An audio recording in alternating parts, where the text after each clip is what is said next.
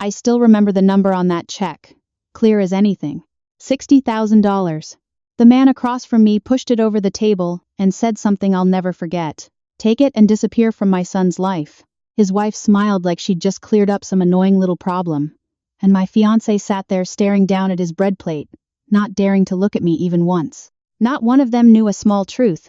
The woman they were trying to buy off could have bought this entire restaurant before the appetizers came out. So I sat there, listening to them put a price on my life. $20,000 for the years we'd loved each other. $20,000 for the proposal. $20,000 to vanish for good. $60,000, all told. That was what their family figured I was worth. The funny part is, the suit that father was wearing was paid for by a contract I signed myself. And the man bowing his head over those breadcrumbs was pulling a six-figure salary from my company. But for 40 minutes that night, they showed me exactly what kind of people they were. And I hadn't said one true word about myself in 2 years. I need to tell this story, because I still think about that bread plate. I think about a grown man choosing to stare at crumbs rather than look at the woman he once said he loved. It taught me a lesson I should have learned when I was young. And if you've ever sat in a room and watched someone decide that you weren't worth speaking up for, then you probably already know where this story is headed. My name is Marlene Sorensen. I'm 46. 20 years in the Colorado National Guard taught me one rule above all the others. You never show the enemy your real strength until the ground tells you it's safe. So that's what I did. I waited. Here's the thing nobody believes about me. I don't look like money. I drive a Ford F-250 that's 7 years old with a scrape down the passenger door from a fence post that lost an argument. I wear the same scuffed work boots I bought before half my drivers were hired. On a Saturday, buying peaches at the market off Federal Boulevard, people assume I manage a feed store or teach junior high. I let them. I've noticed something over the years about wealth. The louder someone announces it, the less of it lives in their chest where it counts. I never cared about impressing strangers. I built Summit Freight Partners out of nothing. 2 trucks, a leaking warehouse in Commerce City, and a credit line that kept me awake for 6 straight years. Now we run terminals in 14 states. Almost 4,000 people depend on calls I make before sunrise. The company is worth more than the girl with the leaking warehouse ever dared to picture. And still, if you passed me in a parking lot, you'd never guess. That always suited me fine. Then there was Daniel Routh. Daniel was 36. Sharp, steady, and good-looking in that quiet way that doesn't seem to know it's happening. He came to Summit Freight 3 years back through an outside executive search. He impressed every person who interviewed him. The first time I read his quarterly numbers, I saw the rarest thing in business, skill with no arrogance attached. You would not believe how seldom those two traveled together. He rose faster than anyone had in a decade. Eventually, he ran operations for our whole Western region. We met almost a year after he was hired, at a fundraiser for veterans' families in Cherry Creek. Neither of us knew the other's tie to the company, or so he believed. I knew his name the second I heard it. He knew me as Marlene, a guard sergeant who liked old trucks. Nothing else. I could have told him. I didn't. Not as a test. Not as a trick. It just felt good to be a regular person. For the first time in years, nobody at the table wanted contracts or acquisitions or earnings reports. Daniel wanted to know my favorite books. He wanted stories from cold nights on training exercises. He wanted to know why I refused to buy a new truck. He laughed at my bad jokes. I laughed at his worse ones. Somewhere in there, I fell. By the time he proposed, we'd been together almost 2 years. I said yes before he finished the sentence. Looking back, that's exactly why the rest of it cut so deep. It was never about his parents. It was about him. The invitation came on a Thursday. I was on my back porch watching lightning walk across the foothills when he called, sounding strange and bright. His folks were flying in. Should I be nervous? I asked. You always ask that, he said. Because your mother once spent 20 minutes explaining why my truck wasn't fitting transportation for an engaged woman. He laughed. Fair, he admitted. I smiled in spite of myself. I'd talked to Walter and Corinne Routh a handful of times. Always brief, always polite. And every single time I'd hung up with a small itch I couldn't scratch. Not fear. Just that off feeling you get when the smile lands a half second before the eyes do. They want all 4 of us at dinner Saturday, he said. Formal. A little. How little is a little? I asked. There was a pause. The kind that says more than the words ever will. Restaurant little, he said. I watched the rain. Something in me stirred. The guard teaches you to trust your gut. So does running a company. Neither one rewards ignoring the warning lights. And yet I said yes. Maybe because I loved him. Maybe because I wanted us to work. Maybe because some buried part of me already knew the truth and just wasn't ready to hold it. Saturday came. The restaurant sat downtown in one of those brick buildings they gut and relight on purpose so it's always dusk inside, and every dish needs a translator. Daniel met me at the door and kissed my cheek. For 1 second, everything felt ordinary. Then we walked in. Walter Routh stood as we approached. Tall, silver hair, a suit pressed to a knife's edge, a smile to match. Corinne rose beside him, just as polished, just as perfect. People think hostility shows up shouting. It almost never does. It comes wrapped in beautiful manners. The first 20 minutes were fine. Questions about the guard. Questions about my family. Questions about where Daniel and I planned to settle. Then the conversation began to bend. Slowly. Walter asked what a reservist actually earned. Corinne asked whether I'd keep serving once I was married. Daniel changed the subject twice. Both times, his parents steered it gently back. I noticed. He noticed too. He just didn't stop them. That bothered me more than I wanted to admit. Dinner arrived and the questions kept coming. Retirement, savings, career plans, children. I answered all of it the way I'd answered hostile board members for years. Calm, patient, even. And the whole time I watched Daniel, waiting for him to say one thing, anything. He never did. By the time the plates were nearly clean, a cold certainty settled over me. This wasn't a family dinner. It was an evaluation. And I already had a feeling about my score. Then Walter reached into his jacket and drew out a thick cream envelope. The room seemed to shrink around it. He set it in front of me, careful, deliberate. Corinne folded her hands. Daniel looked down.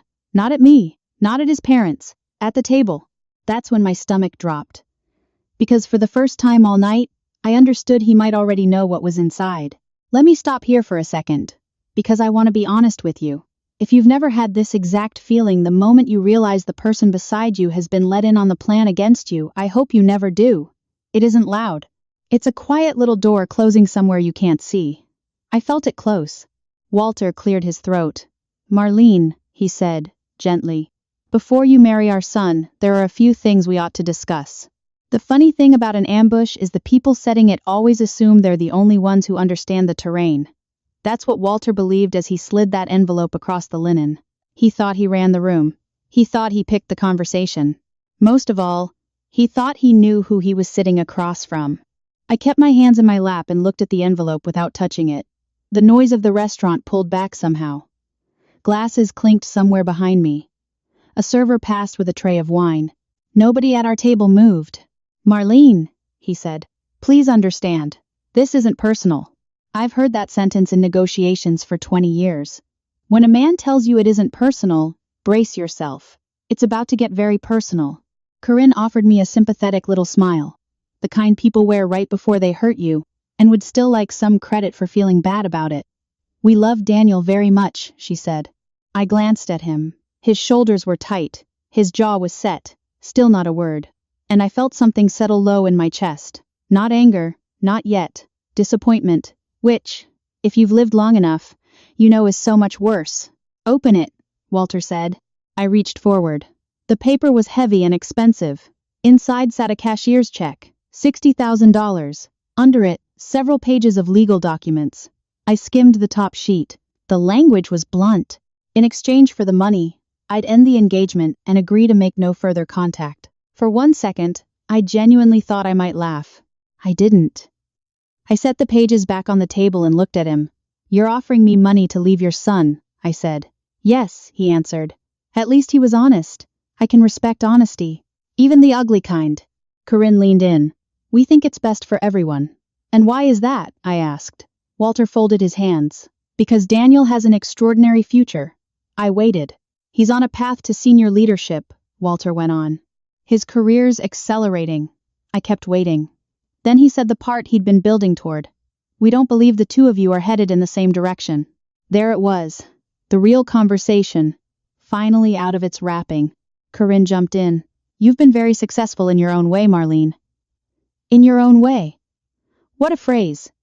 It's what people say when they want to insult you while keeping their hands clean. Of course, she continued, your service is admirable. Truly. But Daniel's world is changing. I watched him. Still silent, still uncomfortable, still nothing. Marriage is hard enough, Walter said, without a financial imbalance. Now we were getting somewhere. I leaned back. Financial imbalance, I repeated. Corinne nodded with great sympathy. We just don't want you ending up dependent on him.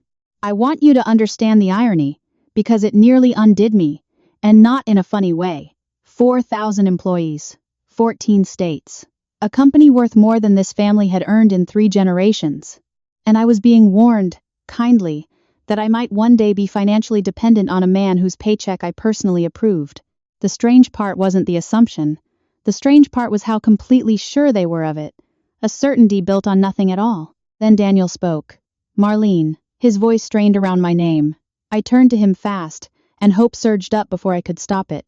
Maybe he was about to end this. Maybe he'd finally draw a line. Maybe, he said. My parents are just worried. And the hope went out. Not all at once. Just quietly. Like a lamp clicking off in a room down the hall. I looked at him for a long moment. He couldn't hold my eyes. And that hurt worse than anything Walter or Corinne had said. Because I wasn't learning who they were. I already knew. I was learning who Daniel became the second things got hard. I didn't like the answer. Can I be honest with you? If that were me, if I were the one watching the person I loved get a price tag slid across the table, I don't know that I could have stayed in my seat. I'd like to think I'd have flipped the whole thing over. But Marlene didn't flip anything. She got quiet. And quiet, I've learned, is the most dangerous thing a disciplined person can become. Walter mistook my silence for thinking it over. Marlene, he said, 60,000 is a serious amount of money. I looked at him.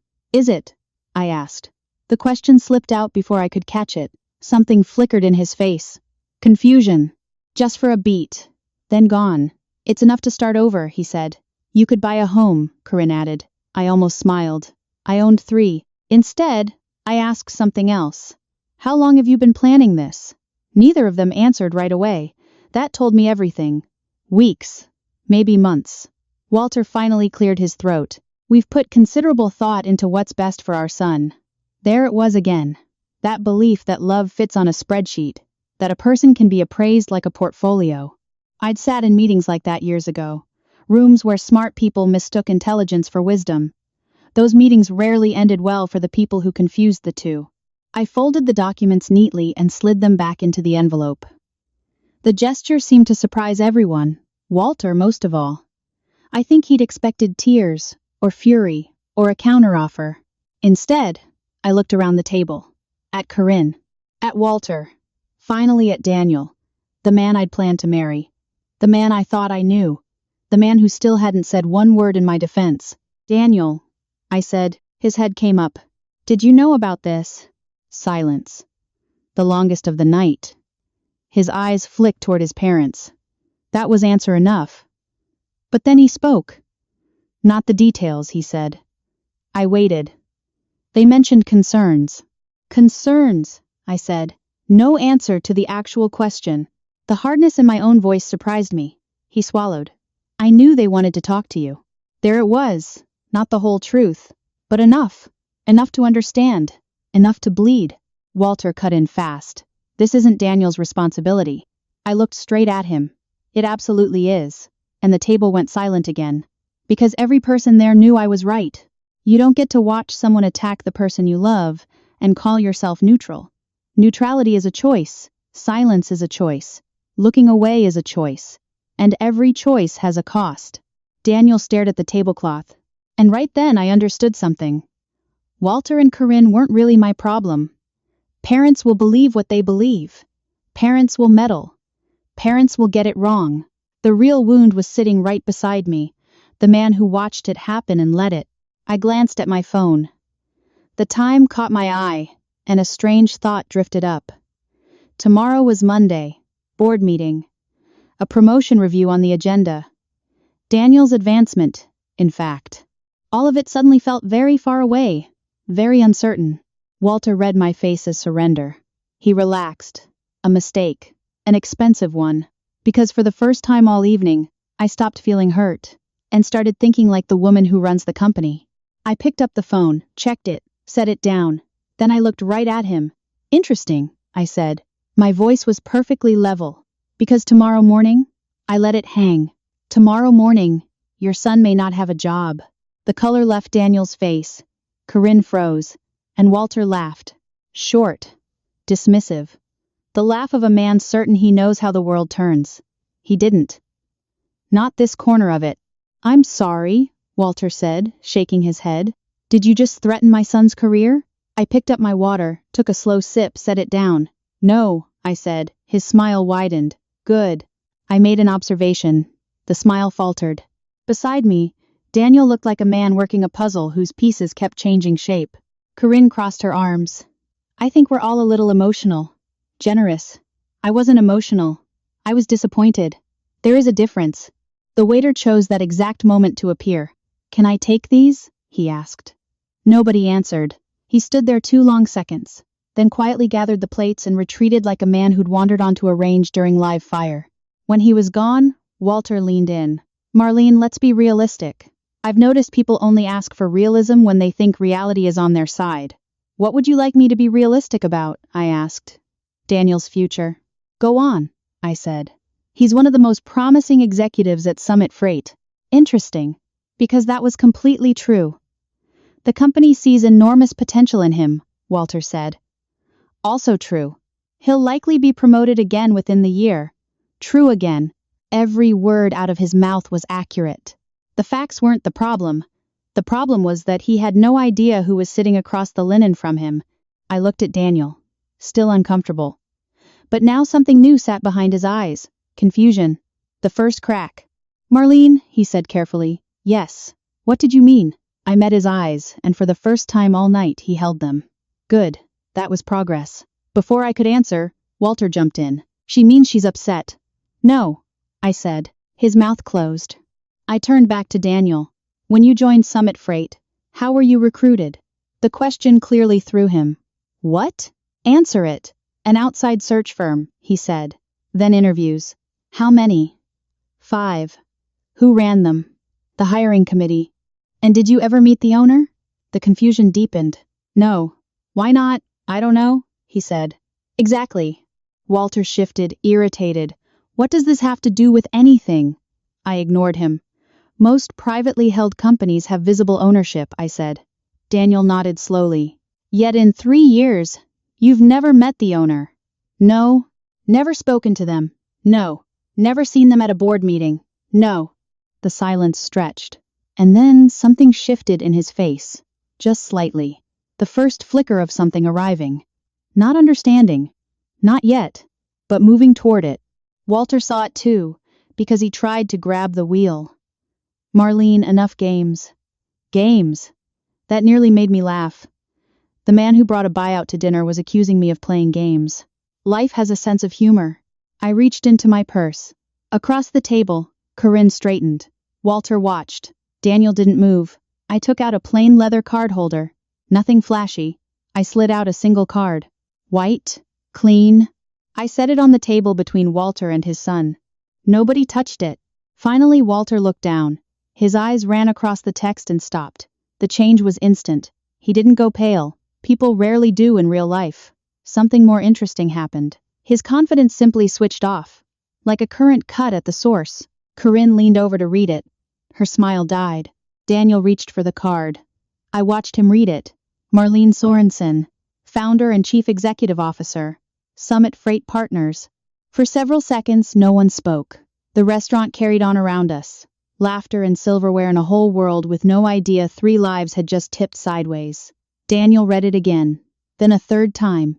Marlene, he said, and his voice barely worked. I nodded. You own Summit Freight. Yes. The word landed heavy. Simple. Impossible to misread. Walter recovered enough to speak. That's ridiculous. Is it? I said. Anyone can print a card? A fair point. Which is exactly why I'd planned for it. My phone buzzed. Right on schedule. I glanced down and almost smiled. Daniel's phone rang 1 second later. Everyone looked at it. The screen read a name. Howard Pyle, chairman of the board. Daniel stared at it, then slowly answered. Hello. I listened. The voice through the speaker was faint, but clear. Daniel, sorry to call on a weekend. Daniel looked at me, then back at the table. It's fine. Just confirming Monday's agenda, Howard said. His voice was cautious, professional. And then Howard went on. Miss Sorensen asked me to let you know the executive promotion discussions are postponed until further notice. Silence. Total silence. Daniel's eyes went wide. Howard wasn't done. Naturally, her personal circumstances come first. Personal circumstances. A diplomatic phrase. Howard had always been good at those. Daniel swallowed. Howard, the chairman paused, then asked the question that ended everything. Is Marlene all right? Not Miss Sorensen, not the owner. Marlene. Because Howard had known me 16 years, and because there was nothing left to hide, Daniel slowly lowered the phone. The call ended. Nobody moved. Corinne looked like she'd forgotten how lungs work. Walter's jaw tightened. And for the first time all night, he looked uncertain. Not offended. Not angry. Uncertain. A far more dangerous thing to be. Daniel just stared at me. The woman he'd spent 2 years believing was a guard sergeant who liked old trucks. The woman he meant to marry. The woman who had quietly signed every compensation package in his region. Who had approved every promotion he'd ever gotten. The woman who owned all of it. You're the owner, he said. Not a question. I nodded. Yes. His eyes dropped to the envelope. The check. The buyout. The humiliation. Then back to me, and I could see the entire night replaying behind his eyes. Every comment. Every assumption. Every silence. I leaned back. And for the first time, I let myself be completely honest. Daniel, I said quietly, I came here to meet the people who raised the man I loved. The words hung in the air. Then I looked at Walter. Instead, I found myself sitting across from people trying to buy me out of my own relationship. The silence after that felt endless. I want to pause again, because I think this is the part that matters most, and it's the part everyone misremembers wrong. People hear this story and want the money to be the weapon. They want the chairman's phone call to be the victory. It wasn't. The phone call was easy. I could have made it from the parking lot. The hard thing was still coming, and it had nothing to do with who paid whose salary. Nobody touched the envelope anymore. The check sat where Walter left it, looking smaller now. Funny how money loses its teeth when the wrong person offers it to the wrong woman. Daniel kept staring at me. Not out of anger, not betrayal. He was trying to fit 2 versions of reality into one head. The Marlene he thought he knew, and the one across the table. I understood that. Years ago, a business partner I trusted showed me who he really was, and the shock wasn't the truth. The shock was counting all the clues I'd waved off. Finally, Walter cleared his throat. If this is true, he said carefully, why hide it? I almost laughed. Not because it was a foolish question, because it was an honest one. And honesty earns an honest answer. I didn't hide it, I said. He frowned. You never told Daniel. No, I said. That's hiding it. No, Walter. Hiding it would have required him to ask. That landed harder than I meant it to. Daniel flinched. Because the plain truth was this. In 2 years, he had never once asked a real question about my finances. Never asked what I owned. Never asked how I afforded certain things. He assumed. Just like his parents. The difference was that his assumptions came from trust. Theirs came from judgment. And there is a whole world between those two. Corinne found her voice. You made us look foolish. No, I said gently. You did that yourselves. She looked away. For the first time all night, there was no rehearsed poise left. Just embarrassment. And under it, something colder. Fear. Not of me. Fear of what they'd just shown themselves to be. Walter sat back, heavy. The fight drained out of him. Not all of it, but enough. I truly believed you were after his future, he said. And I studied him, and I realized something important. Walter Routh wasn't evil. He wasn't a cartoon. He was a father. A flawed, controlling, judgmental father. But a father. His intentions weren't the problem. The lens was. Success recognized success. Money recognized money. Anything outside those frames looked like a threat. People like Walter spend so many years measuring others that they forget how to actually see them. I know you believed it, I said. The admission surprised him. Then why aren't you angry, he asked. I thought about it. Because I stopped being angry 20 minutes ago. What changed? He said. I looked at Daniel. Perspective. And here's the universal thing. The thing I'd give anything to have understood at 25. We don't usually wreck the people we love because we hate them. We wreck them because we love them badly. Because we decide we know what's best and stop asking. If you've ever had someone hurt you while swearing it was for your own good, you've met this exact lens. It's not cruelty. It's something quieter and harder to forgive. I folded my hands and turned fully to Daniel. His eyes met mine, and there was real pain in them now. Not embarrassment, not career panic, personal pain. The kind that comes when someone you love is about to say something you can't unhear. Marlene, he started. I raised a hand gently. Let me finish. He nodded. I took a slow breath. I wasn't testing your parents tonight, I said. Confusion crossed his face. Not really, I went on. I already knew who they were. Maybe not every detail, but enough. The comments about my service. The assumptions about money. The pressure. I knew it all existed before I ever walked in. Then why come? He asked. That was the real question. The one under all the others. Why walk willingly onto ground you know is mined? Because sometimes the battlefield isn't where you learn who other people are, I said. Sometimes it's where you learn who the person you love really is. I held his eyes. I needed to see what you'd do. The words landed like stones, and his face changed. Not theatrically. Just enough to tell me he understood completely. Painfully. His shoulders dropped. His eyes fell, then came back to mine, and he finally stopped looking confused. Now he looked devastated, because he finally saw the actual test. Not wealth, not status, character. Walter started to speak. Daniel cut him off. Please don't. My voice stayed calm but firm. And Walter stopped. I looked back at his son. You didn't fail because your parents brought the envelope, I said. His breathing slowed, heavy, the way people breathe when they're bracing for a hit. You didn't fail because they insulted me. His jaw tightened. You failed because you let them. The words hurt. I could see it. The problem was they were true. And truth tends to. Daniel closed his eyes. Just for a second. When he opened them, there was moisture there. Not quite tears, but close. The kind of feeling grown men spend their lives trying to lock down and lose hold of exactly when it matters most. Marlene, he said, and his voice cracked, then steadied. I'm sorry. And the sincerity nearly broke me. Because it wasn't a performance. It wasn't damage control. It was real. And somehow that made it worse, because I still loved him. I wish I could tell you love evaporates the moment someone disappoints you. It doesn't. That would be easier. Instead it stays. And it forces you to make the hardest choices of your life with your hands shaking. Slowly, I reached for my left hand. Daniel froze. He knew before anyone. The ring caught the low light as I slid it free. The small movement felt impossibly loud. Corinne inhaled sharply. Walter stared. Daniel went completely still. I set the ring on the table between us. Not dramatically, not in anger, just quietly. Like setting down a truth neither of us wanted to hold anymore. A year ago, I said softly, I'd have married you without a second's pause. The pain in his eyes deepened. So would I, he said. I know, I said. Because I did. That was the tragedy. Daniel wasn't a bad man. He was a good man who chose silence at exactly the wrong moment. And sometimes that's all it takes. I looked at the ring one last time, then back at him. But not the man who stayed silent tonight. Nobody moved.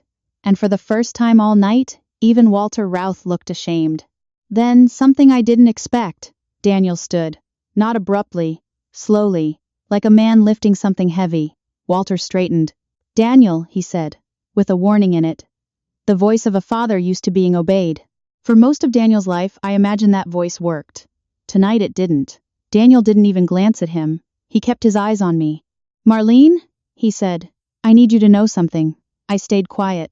I never agreed with this. Walter opened his mouth. Daniel held up a hand. For the first time since I'd known him, he interrupted his father. Please. The word wasn't loud. It didn't need to be. Walter stopped.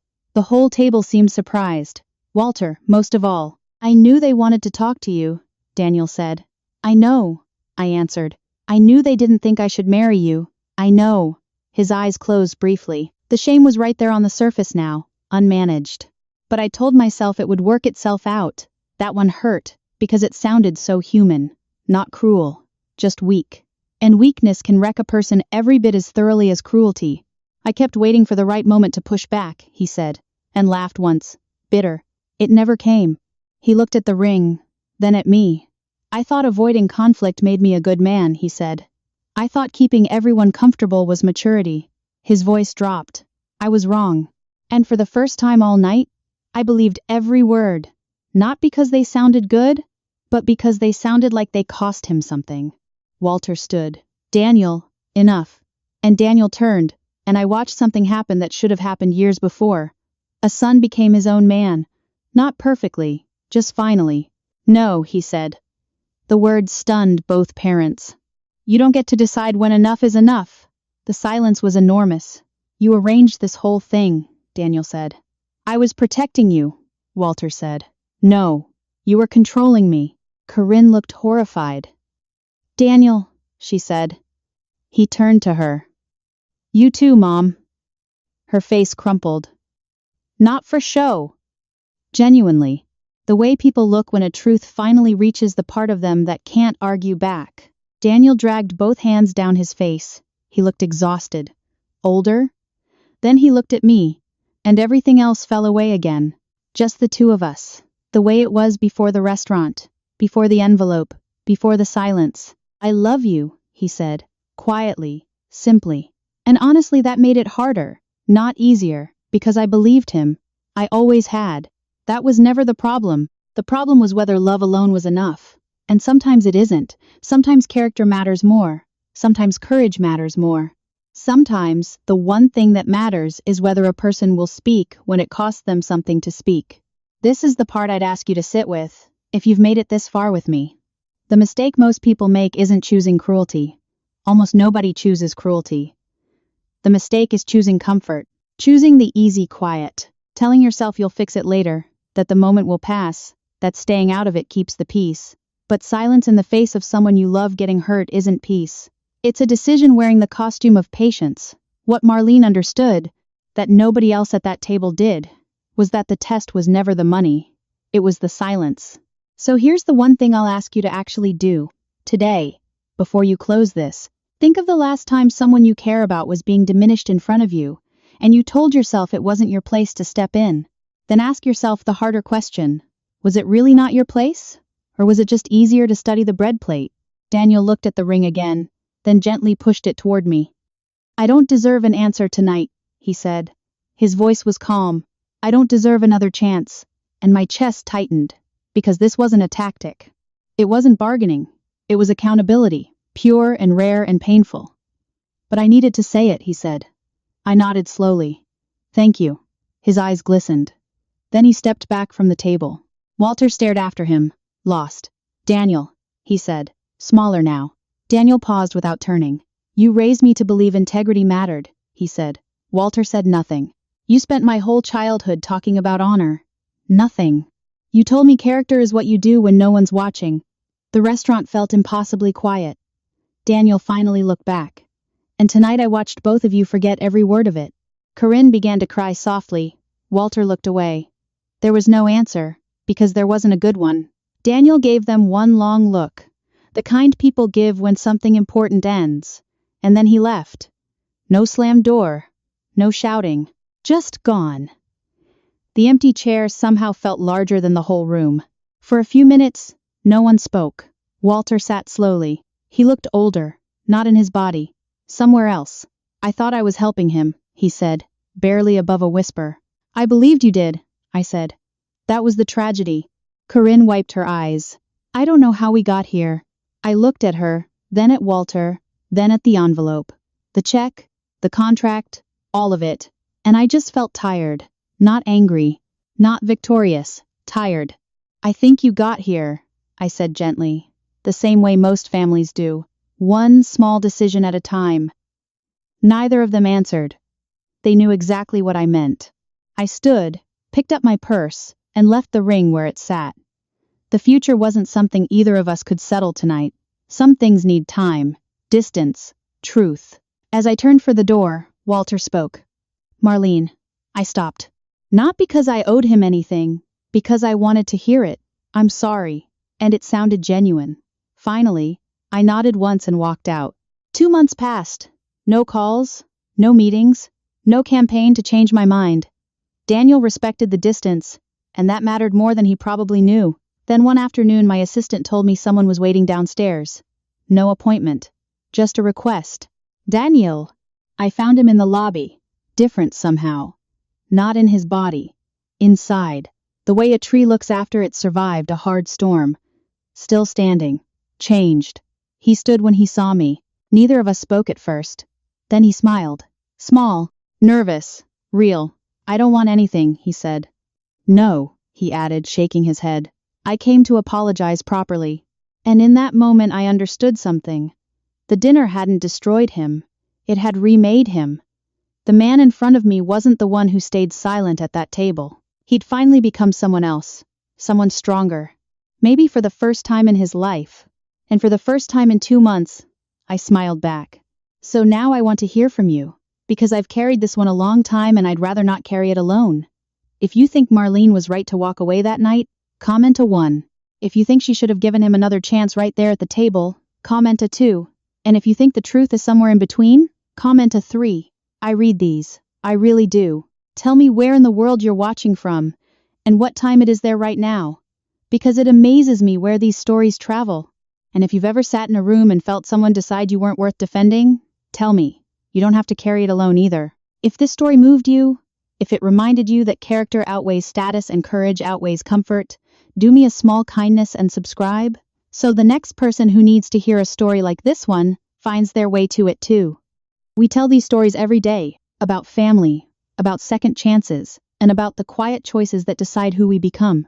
This is a fictional story inspired by real emotional experiences, fully rewritten and reimagined in Denver to create original content. Any resemblance to real people or events is coincidental.